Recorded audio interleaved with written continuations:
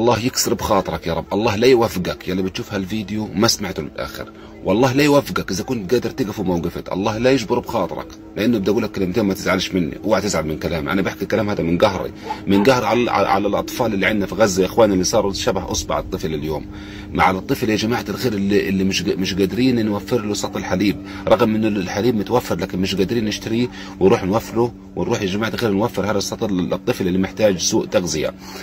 فانا بدي اقول لكم